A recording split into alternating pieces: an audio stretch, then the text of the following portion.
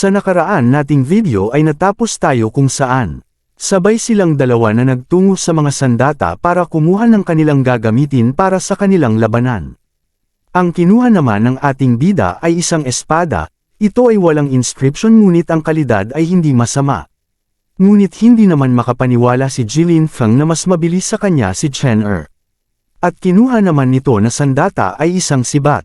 At sinabi pa nito, na inasar daw siya, kaya malapit nang matapos ang buhay ni Chen Er. Subalit sumagot naman ang pabalang si Chen Er na nakikita niya na mas magaling pa ang mga taga-Sifang sa pagtakbo ng bibig kesa sa laban. At siya ay biglang umatake ng walang pag-alinlangan. Ngunit agad naman ito naiwasan ni Jilin Feng. At sinabihan pa niya si Chen Er na ang kanyang bilis ay walang kwenta para sa kanya. At nagtama ang kanilang mga sandata. Saad naman ni Chen Er na ang kanyang bilis ay hindi pa niya ginagamit ng buo. At nagpatuloy ang kanilang labanan sa lakas ng kanilang pag-atake ay sumabog ito sa lakas ng impact ng kanilang mga sandata. Sa kabilang banda, nagsaad naman ang mga ibang martial artist na nanunood. Kung may pagkakataon ba talaga si Chen Er na manalo laban kay Jilin Feng? Ngunit wika pa ng isa na kahit sa bilis ni Chen Er ay masyadong mababa ang cultivation level nito kaya hindi siya mananalo sa labanang ito. Bumalik naman tayo ng eksena. Tumalsik naman silang dalawa dahil sa lakas ng kanilang salpukan. Ngumiti naman si Jilin Feng. Dahil ang bilis ni Chen Er ay hindi sapat upang mapunan ang agwat sa pagitan nilang dalawa, at maghanda daw ito upang mamatay. At agad niyang ginamit ang apoy na nagpasiklab sa kanyang sibat. At kanyang panang-atake ito, na agad naman naiwasan ni Chen Er. Hindi ka panipaniwala ang ating bida na ang chi ni Jilin Feng ay puno ng mga katangian ng apoy. At ipinandalakan pa ni Jilin Feng na, hindi na maiiwasan pa ito ni Chen Er. At inilabas nito ang kanyang enerhiya at itinuon nito sa kanyang sibat na buo dito ang malakas na enerhiya. At agad nitong pinakawala na tumama naman kay Chen Er ngunit ang tinamaan na lang ay after image nito. At isang malakas na pagsabog na enerhiya ang naganap sa entablado. Sa kabilang banda, sa kasamahan naman ni Chen Er. At tinatanong nila kung ayos lang ba siya matapos ang atakeng yun. Sumagot naman si Liu Chengfeng. Ang alam niya ay hindi siya tumitigil sa pag-surprise sa kanya.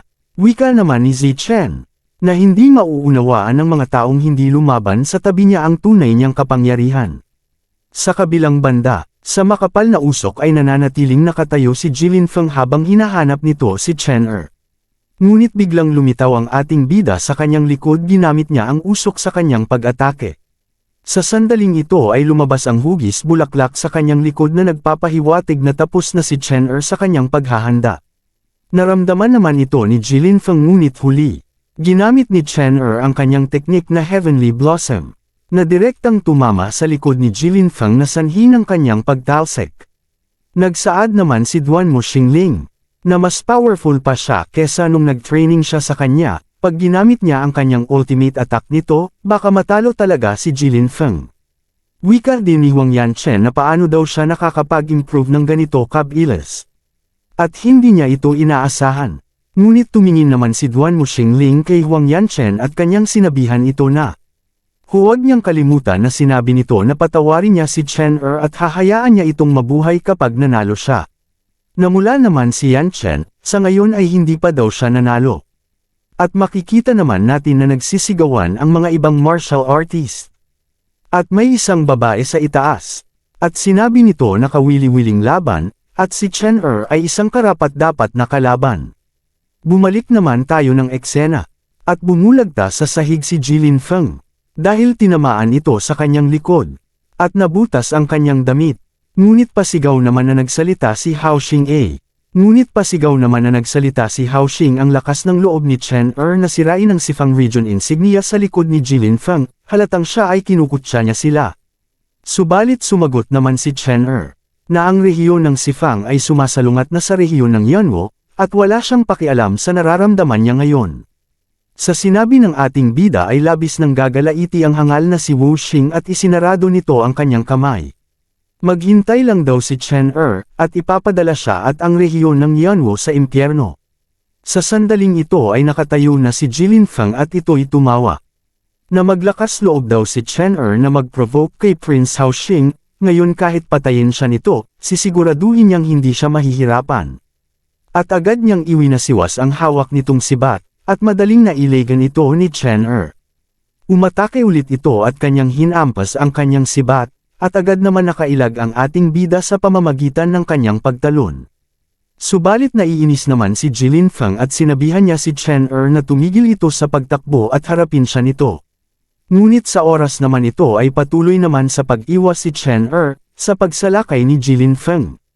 At sambit pa ng ating bida, na hindi man lang siya nito mapapangain, hindi daw siya karapat-dapat na kalabanan siya. Sa sandaling ito ay si Chen-er na rin ang umatake na matagumpay naman na nadepensahan ni Jilin Feng. Kahit na naharangan niya ito ay kitang-kita naman sa kanyang reaksyon, na naramdaman niya ang lakas ni Chen-er. At makikita naman natin ang malakas na pagsabog na enerhiya matapos magtama ang kanyang mga sandata. Nagsaad naman si Huang Yanchen, na mananalo ba talaga si Chen-er laban kay Jilin Feng. Saad naman ni Duan Mo Xingling sa kanyang isipan, na tanga daw siya hindi niya lang alam kung gaano ka-extraordinary si Chen-er. At sinabi din ng isang babae, na walang paraan na manalo siya dahil sa kanyang cultivation level. Saad naman ni Lu Shuihan, kasing lakas niya si Jilin Feng at mas mabilis pa, kung hindi ibibigay ni Jilin Feng ang lahat, hindi siya magkakaroon ng pagkakataon para manalo. Ngunit saad pa ni Duan Mo Xingling, na baka manalo si Chen-er dito, kaya wag niyang kalimutan ang pangako ni Yan Chen. Dagdag pa, di ba dapat masaya sila na nag-overnight silang dalawa? Subalit nakatuon pa rin ang atensyon ni Huang Yanchen sa labanan ng dalawa. Ilang sandali lamang ay nagsalita si Huang Yanchen, na kung sakaling maulit ang gabing iyon, papatayin na daw niya si Chen-er kahit anong mangyari. Ngunit nadismaya naman si Duan Mo Xingling sa mga tinura nito. At kailangang ihinto nito ang pagdedeni sa kanyang nararamdaman sa ating bida. Bumalik naman tayo ng eksena. Nagsaad si Chen-er, na paano siya matatalo, hindi daw siya papayag na mabuhay ang isang tulad nito. Ngunit makikita naman natin sa makapal na usok na labis ang pinsalang natanggap ni Jilin Feng sa ataking yun. Demogo ang bibig nito at napuno ng pawis ang kanyang mukha. Saad pa ni Chen-er, naiintindihan na ba niya ang gap nilang dalawa ngayon, walang kwenta kung ituloy pa nila ito, paano kung sumuko na lang ito? Sa sinabi naman ng ating bida ay labis naman na naggagalaiti si Jilin Feng. At agad na nitong ginamit ang kanyang blood chi sigil, at lumabas sa kanyang kinakatayuan ng malakas na enerhiya. Sa oras na ito ay ginamit na rin ni Chen-er ang kanyang Sight Meridian Open. Pasigaw naman na sinabi ni Jilin Feng, na nawala daw niya ang kanyang huling pagkakataon upang mabuhay ng ating bida. At sila ay nagpatuloy sa kanilang labanan sa bawat taman ng kanilang sandata ay rinig sa buong entablado ang tunog ng kanilang espada. At sabay ang malalakas na shockwave nito. Biglang hinanda ni Chen-er ang kanyang espada para sa kanyang gagawing atake. At ilang segundo pa ay ginamit nito ang Heavenly Point at tuluyan na niya itong pinakawalan. Malakas na enerhiya ang lumabas sa isang hawilang ng kanyang espada, ngunit nanatiling nakatayo lang si Jilin Feng. Sa sandaling ito ay sumugod si Chen-er. At sabay pakawala nito ng ilang slash na patuloy naman na naiwasan ni Jilin Feng. Ngunit hindi naman namalayan ng ating bida ay naapakan nito ang blood chi sigil ng kanyang kalaban. At napagtanto na lang ni Chen-er, na umaatras siya para akitin siya sa kanyang blood sigil. Sa pagkakataong ito ay agad na naghanda si Jilin Feng. Agad itong tumalon at sabay itinaas nito ang kanyang sibat at ginamit nito ang Red Flame Divine Spear, ngunit inaasahan naman ito ni Chen-er. At agad niyang ginamit ang malakas nitong depensa na Heavenly Bell. At ilang sandali lamang ay tuluyan nang nagtagpo ang kanilang mga alas. Nagsalita naman si Jilin Feng, na ang kanyang concentrated blood sigil ay maaaring tumaas ang kanyang kapangyarihan. At sorpresa ang kanyang parehong oras, at sinabi pa nito na mamamatay ang ating bida. Sa sandaling ito ay nawasak ang depensa ni Chen-er at ito'y tumalsik sa lakas ng impact. Sa kabilang banda, nag-aalala naman si Huang Yanchen at ito'y pinagpawisan at nasabi na lang nito ang pangalan ng ating bida.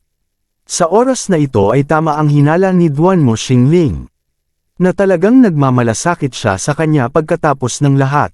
Nagsaad din ang mga babae, na ang kanyang mga pag-atake ay maaaring maging marangya, ngunit walang makakabawi sa agwat sa mga antas ng paglilinang. na dapat ay mas alam niya kaysa sa hamanin si Jilin Feng. Ngunit sa kabilang banda, ngumiti naman ang hangal na si Elder Sito, at sinabi pa nito na madali lang matatalo ni Jilin Feng si Chen Er. Kung mananalo siya ay bibigyan daw niya ito ng mas maraming mapagkukunan ng paglilinang, maaari siyang maging tuktok ng hostier. Ngunit hindi naman maipinta ng mukha ni Elder Zainan Tian sa nagiging resulta ng labanan, nag-aalala ito sa ating bida. Bumalik naman tayo sa aktwal na labanan. Ipinalanda ka ni Jilin Feng ang kanyang teknik na Blood Sigil na ganun ang nagagawa nito. At ngumiti pa ito at sinabihan niya si Chen Er na tapos na daw ito. Sa kabilang banda, labis naman ang natamong pinsala ng ating bida dahil sa lakas ng atake at dumago ang bibig nito.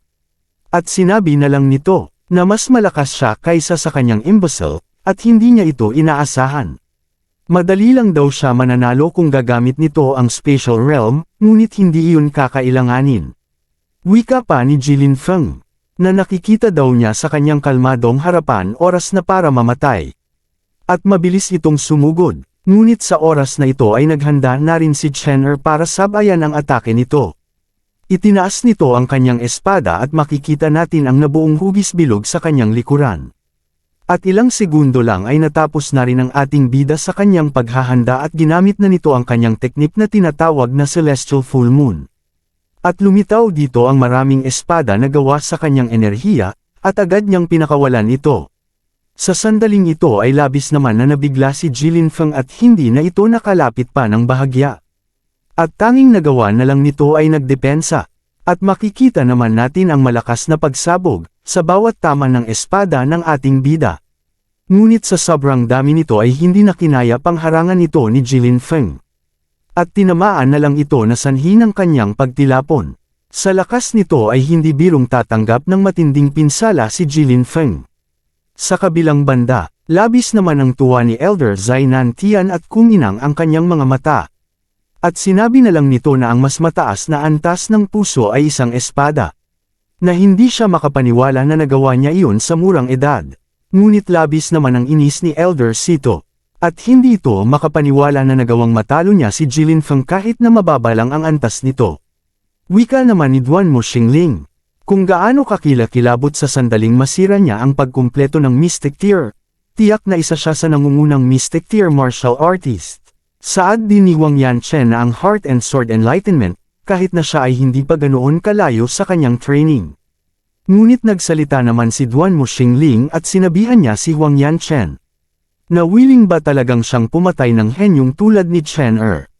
Subalit napapikit na lang si Wang Yanchen at sinabi na lang nito na maaaring siya ay isang genius pero matatagalan pa rin siya.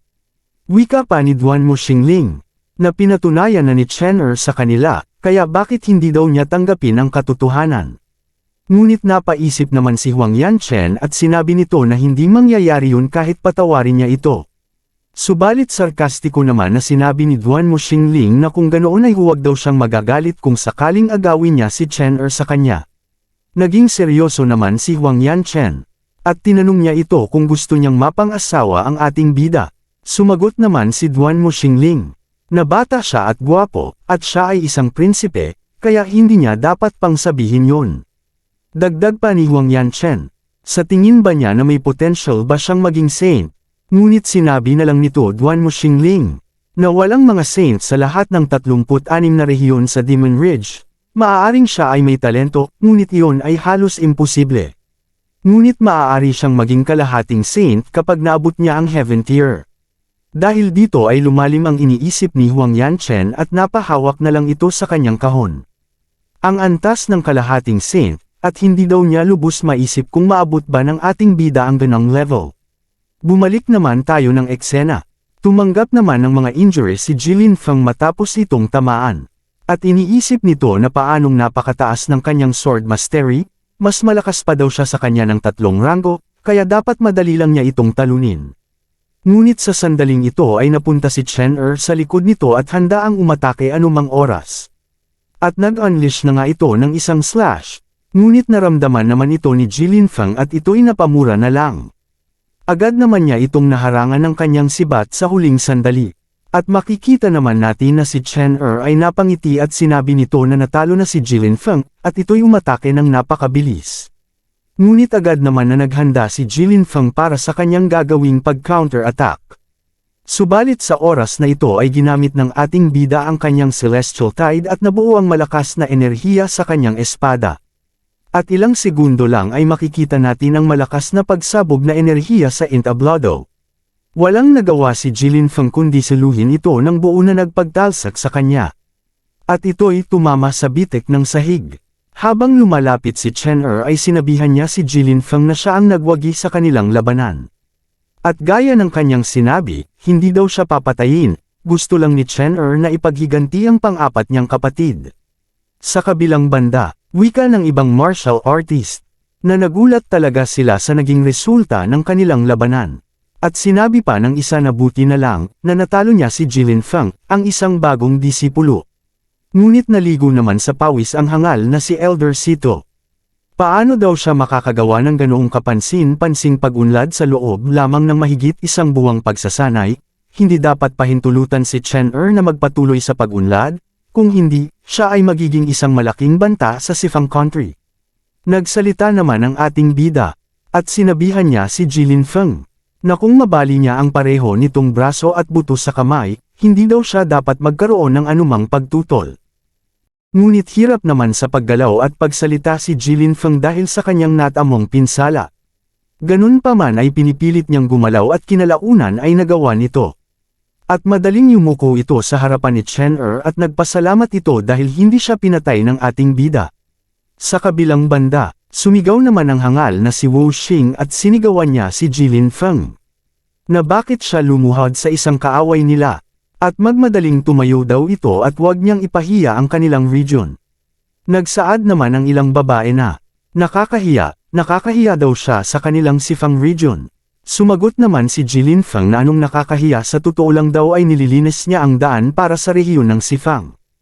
At sabay pakawala nito ng tongue arrow sa kanyang bunganga. Ngunit hindi naman nagulat pa si Chen bagkus inaasahan na niya ito. At sinabi nito na ang tongue arrow syempre magkapatid sila ng kanyang napatay na kapatid nito, at lahat sila mahilig gumamit ng ganitong sneak trick. At sabay hawi lang nito ng kanyang espada at agad niya itong napawalang bisa. Ngunit sa nangyaring ito ay labis naman na naapektuhan ang katawan ni Jilin Feng. At ito'y napasigaw na lang at namimilipit sa sakit. Sa oras na ito ay humingi na siya ng tulong mula kay Hao Xing. At magmadaling iligtas daw siya nito. Ngunit sa hindi inaasahan ay gumapang ito sa dulo ng entablado. At nabigla na lang ang kanyang kasamahan sa kanyang ginawa, na nagpahulog siya sa mga matutulis na bagay na sanhi ng kanyang pagkamatay. Wala naman nagawa si Chen kundi pagmasdan na lang niya ito dahil mas pinili niyang mamatay sa sarili nitong kagastuhan. Sinabi na lang sa sarili ni Chen na gusto niya lang sana siyang turuan ng leksyon, at hindi siya patayin, at mabilis gumaling ang mga sugat sa balat sa sapat na pahinga, ngunit sayang ito dahil ito ang kanyang kapalaran. Saad din ni Hao Shuihan, na kahit na si Jilin Feng ay mayabang at nangingibabaw, hindi siya karapat-dapat na mamatay, kaya maaari lamang niyang ipagdaho ang kapalaran ng Diyos. Nagawa ni Chen na talunin ang kanyang mga kalaban sa buong klase, kaya nararapat siyang maging numero 1 freshman. Sa kabilang banda, natuwa naman si Duan Mu Xingling, at sinabihan niya si Huang Yanchen, na kailangan niyang tuparin ang kanyang binitawang salita. Sa sandaling ito ay napaisip si Huang Yanchen at sinabi nito kay Chen na anong klaseng tao siya. At aaminin daw niya na matagumpay niyang napukaw ang kanyang pagkamausisa. Ngunit sa kabilang banda, sigaw naman ng ibang martial artist, na ang ika-9 na prinsipe ay kamangha-mangha. Kasama ang kanyang kamahalan ng ika-9 na prinsipe dito, tingnan natin kung sino ang maglalakas loob na mangbuli sa mga estudyante ng Yanwu Commandery kasama ang kanyang kamahalan ng ika-9 na prinsipe dito, tingnan natin kung sino ang maglalakas loob na mangbuli sa mga estudyante ng Yanwu Commandery in the future. Saad naman ni Liu Chengfeng, na ang pagkamatay ni Jilin Feng ay ginawa nito sa kanyang sarili, at walang kinalaman dito si Chen at hindi na niya kailangang mag-alala tungkol dito. Sambit naman ni Zi Chen, na tinulungan ni Jilin Feng ang mga mas-asama at nararapat ito sa kanya. Ang kamahalan na prinsipe ay gumagawa lamang ng hustisya para sa langit, kaya bakit siya makonsensya? Sumagot naman si Chen na ngayon ay patay na si Jilin Feng, at tapos na ang kanilang usaping ito. Ngunit naggagalaiti naman ang hangal na si Wu Xing habang pinagmamasdan niya ang ating bida. At sinabi na lang nito na isang basura si Jilin Feng kahit na mataas na ang antas nito ay hindi pere niya napatay si Chen bagkus siya pa ang natalo at namatay sa kanilang labanan.